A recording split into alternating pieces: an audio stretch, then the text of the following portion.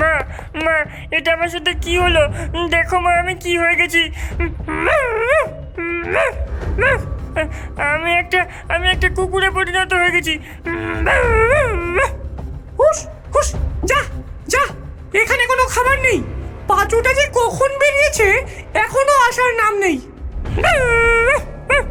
মা মা, তুমি আমায় চিনতে পারছো না? আমি তোমার বাছু।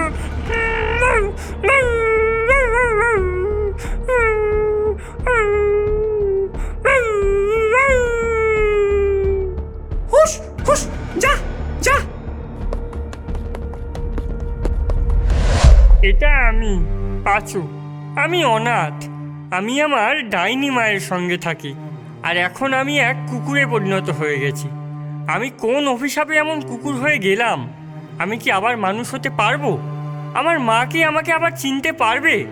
একটা সাধারণ ছেলের জীবন কিভাবে এমন ভয়ঙ্কর রোমাঞ্চে ভরে উঠল, এসব জানতে হলে আপনাদেরকে যেতে হবে সেই সময়ে, যখন আমি এক মুচি ছিলাম। এই যে লাট সাহেবের বেটা, ঘুমিয়ে ঘুমিয়ে খালি দিবা স্বপ্ন দেখা হচ্ছে। অলস ছেলে কোথাকার। কাল সকালের মধ্যে এই জুতোগুলো শেষ করতে হবে, গ্রাহক নিতে আসবে। হ্যাঁ মামি, কাজ প্রায় শেষ হয়ে এসেছে।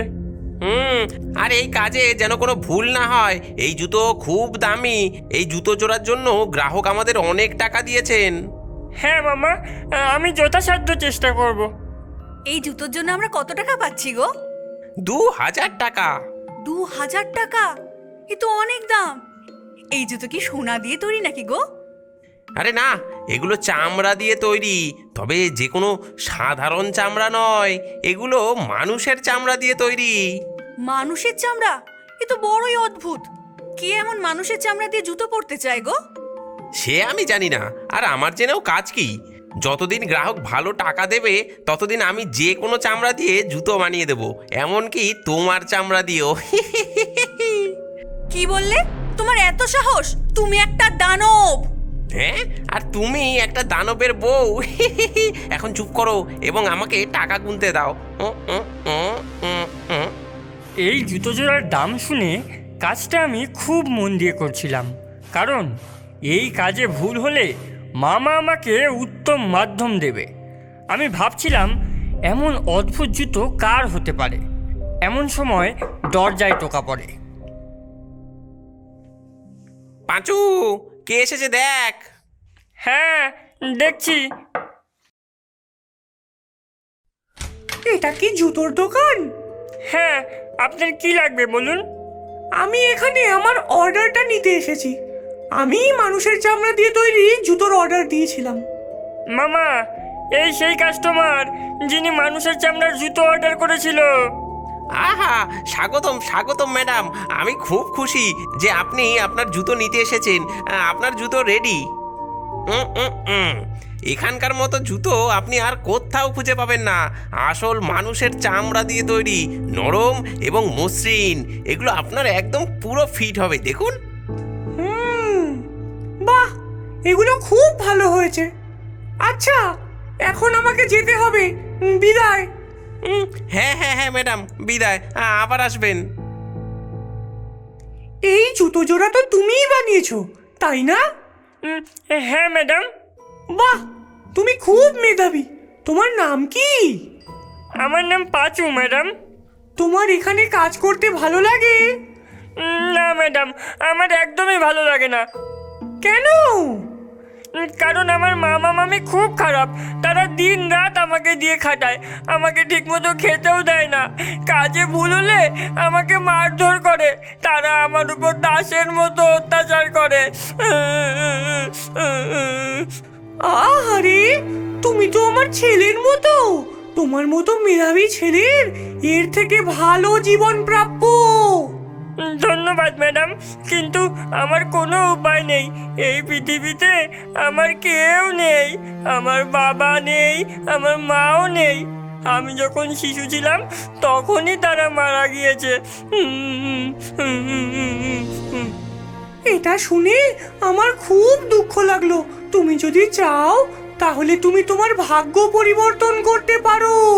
তুমি এই জায়গা ছেড়ে আমার সঙ্গে যাবে। আপনার সাথে?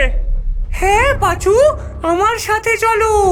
আমি তোমাকে এক নতুন জীবন দেব, স্বাধীন এবং সুখের জীবন, দুঃসাহসিক এবং বিস্ময়কর জীবন, জাদু এবং রহস্যের এক জীবন।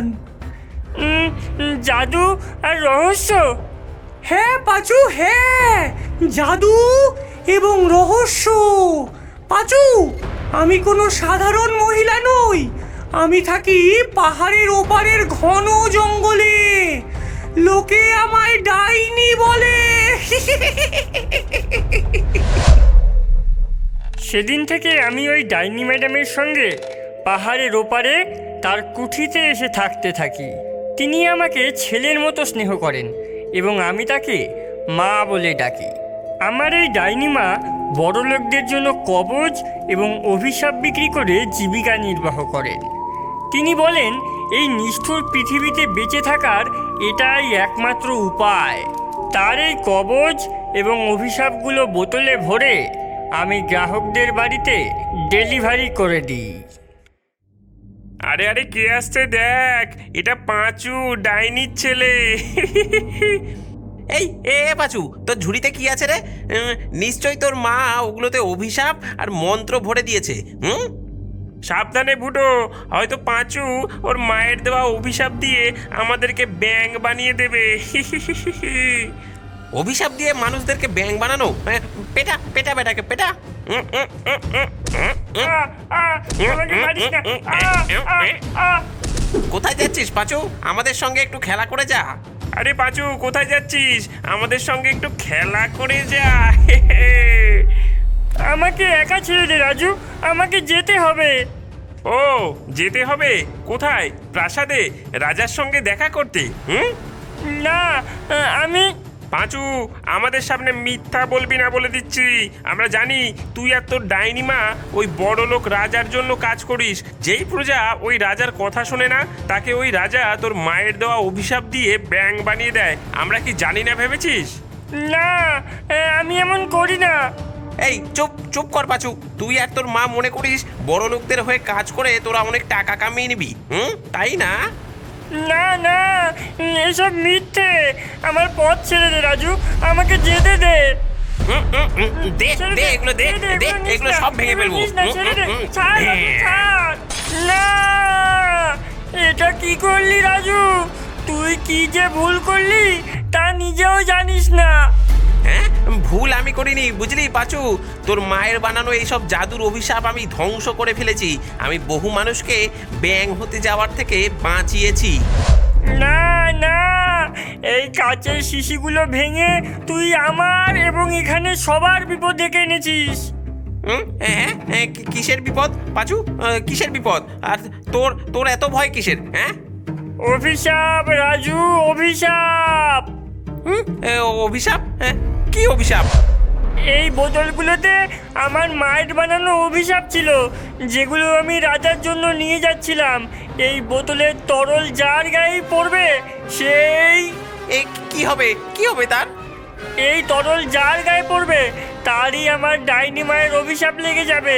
সে এক কুকুরে পরিণত হয়ে যাবে। আর তুই শুধু না রাজু, এই তরল যার যার গায়ে লেগেছে তারা সবাই কিছুক্ষণের মধ্যেই কুকুর হয়ে যাবে। কি সর্বনেশে কাণ্ড!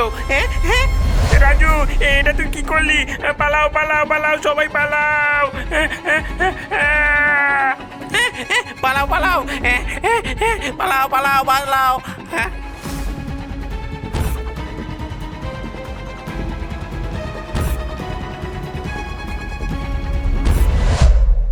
এভাবেই আমি এক কুকুরে পরিণত হয়ে গেলাম। আর এভাবেই আমার জীবনের এক ভয়ঙ্কর অ্যাডভেঞ্চার শুরু হলো। এখন কিভাবে আমি এই অভিশাপটাকে উল্টিয়ে আবার মানুষ হতে পারবো, জানতে হলে দেখুন পরের পর্ব। এটা পাঁচুর গল্প, এক রাজপুত্রের গল্প।